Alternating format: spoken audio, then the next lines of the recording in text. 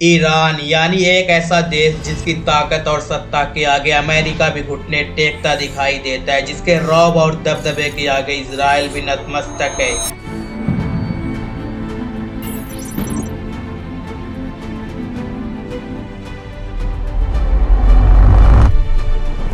Iran अगर चाह दे तो आधी दुनिया की इकोनॉमी को चंद लम्हों में मिट्टी में मिला सकता है, क्योंकि वह जहां स्थित है उसी रास्ते से दुनिया का 20 से 40% माल और तेल सप्लाई होता है। ईरान दुनिया की 21वीं सबसे बड़ी और सैन्य ताकत, और वह आज दुनिया की सुपर पावर को टक्कर दे रहा है। और यह तब है जब अमेरिका ने ईरान पर तमाम तरह की पाबंदियां लगा रखी है। आखिर ईरान इतना पावरफुल, इतना मजबूत कैसे हो गया? इसके लिए चलते हैं इसके फ्लैशबैक में। 1979 से पहले ईरान में पहलवी डायनेस्टी का राज हुआ करता था, और इस समय ईरान अमेरिका का सबसे करीबी दोस्त माना जाता था। 1953 में वहां की सत्ता मोहम्मद रजा शाह पहलवी को सौंप दी गई। पहलवी प्रो अमेरिका थे, अमेरिका समर्थक थे, इसलिए ब्रिटेन और अमेरिका ईरान से तेल निकालने और बेचने में सक्षम रहे। लेकिन धीरे धीरे वहां के लोगों को यह बात खटकने लगी। फिर आई 1979 में क्रांति, द ईरानियन रिवॉल्यूशन, जिसने पहलवी राजवंश का अंत सुनिश्चित कर दिया, और एक नारा खूब लगाया गया, मार्ग बार्ग अमेरिका, यानी डेथ टू अमेरिका। और ईरानी क्रांति जगमगा उठी in the leadership of Ayatollah Ruhollah Musavi Khomeini. और फिर 1979 में ईरान में एक नई सरकार का गठन हुआ, जिसे आज इस्लामिक रिपब्लिक ऑफ ईरान कहा जाता है। उत्तर प्रदेश के बाराबंकी जिले में जन्मे सैयद अहमद मुसाब के पोते रुहुल्लाह खान ने ही ईरानी क्रांति का नेतृत्व किया था, और वह ईरान के पहले सुप्रीम लीडर बने ऑन दिसंबर 3, 1979। रुहुल्लाह खान के सत्ता में आने के बाद ईरान अब कामयाबी की ओर बढ़ता चला जा रहा था, लेकिन यह कामयाबी अमेरिका और उसके साथियों को पसंद न थी। और यही वजह थी कि ईरान ने 1980 के बाद से जब परमाणु हथियार बनाने की कोशिश की तो उनके विरोधियों ने उनके वैज्ञानिकों को मरवाना शुरू कर दिया, क्योंकि अमेरिका कभी नहीं चाहता था कि ईरान एक परमाणु शक्ति बने। और यही वजह थी कि उसने ईरान पर तमाम तरह की पाबंदियां लगा दी, लेकिन यह पाबंदियां ईरान के बढ़ते हौसलों को कम न कर सकी। और आज कुछ मीडिया रिपोर्ट्स बताती हैं कि ईरान दुनिया का दूसरा मुस्लिम देश है जिसके पास परमाणु हथियार मौजूद है।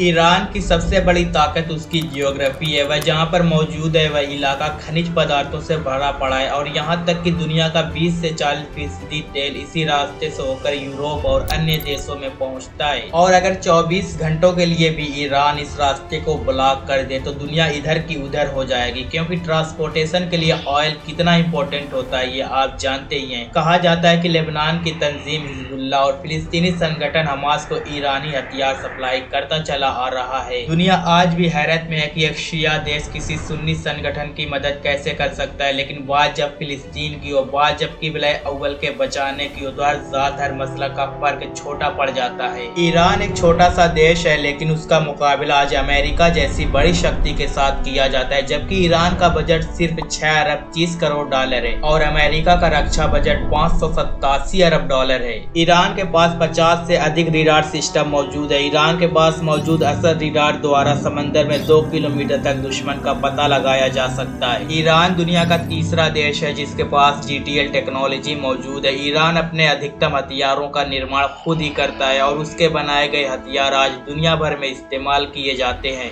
ईरान के पास दुनिया के सबसे खतरनाक फौजी सैनिक मौजूद है। ईरान में फौजियों की तादाद 7 लाख से लेकर 1 मिलियन तक है। यहाँ तक कि ईरान ने एक स्पेशल फोर्स भी तैयार कर रखी है जिसे इनकलाबी गार्ड के नाम से जाना जाता है। कहा जाता है कि जब किसी मैदान में ईरान इन फौजियों को उतारता है तो वहाँ राख और ढेर के सिवाय कुछ नहीं बचता। ईरान ने पिछले 30 सालों में टेक्नोलॉजी के मामले में खुद को इतना मजबूत कर लिया है कि इजराइल की भी हिम्मत नहीं कि वह सामने से ईरान का मुकाबला कर सके। ईरान के पास 551 एयरक्राफ्ट, 4000 टैंक, 21 युद्धपोत, 19 पनडुब्बियां और 6,65,072 बंद गाड़ियां भी मौजूद है, जो किसी भी देश की अर्थव्यवस्था को बर्बाद करने के लिए काफी है। इतनी पाबंदियों के बावजूद भी ईरान आज मिस्र और इजराइल के बाद मिडिल ईस्ट की तीसरी सबसे बड़ी ताकत बन चुका है। सोचिए इतनी पाबंदियां न होती तो ईरान आज कहां होता। अमेरिका खुफिया निदेशालय की एक रिपोर्ट के मुताबिक ईरान मिडिल ईस्ट का अकेला देश है जिसके पास सबसे ज्यादा बैलिस्टिक मिसाइलें मौजूद है। ईरान के पास हाइपरसोनिक मिसाइलें भी मौजूद है जो साउंड की स्पीड से 5 गुना तेजी से हमला करने की क्षमता रखती है। यह वही मिसाइलें हैं जिसे पिछले दिनों ईरान ने इजराइल पर हमला किया था। ईरान में कुछ ऐसे संगठन भी है जिनका निर्माण सिर्फ अमेरिका और इजराइल का मुकाबला करने के लिए बनाया गया है। ईरान को अगर आज किसी मुस्लिम देश का साथ मिल जाए तो वो पूरी दुनिया की भौगोलिक स्थिति को बदल सकता है। ईरान जिस तरह से मुखर होकर फिलिस्तीन की आजादी की लड़ाई लड़ रहा है, इससे सभी मुस्लिम देशों को सबक लेना चाहिए। ईरान ही वह देश है जिसमें इतनी ताकत है कि वह खुलेआम इजराइल पर हमला कर सकता है। 57 मुस्लिम देशों में अभी तक किसी में सीधे तौर पर इजराइल पर हमला करने की कुव्वत पैदा नहीं हुई। यह अलग बात है कि सभी मुस्लिम देश खामोशी के साथ फिलिस्तीन की मदद कर रहे हैं, लेकिन जो जरूरत ईरान दिखा रहा है वह तारीख के सुनहरे पन्नों में लिखने के काबिल है। अगर सभी मुस्लिम देश एकजुट होकर सभी विरोधी शक्तियों का मुकाबला करें तो बातिल को चंद लम्हों में घुटनों पर लाया जा सकता है।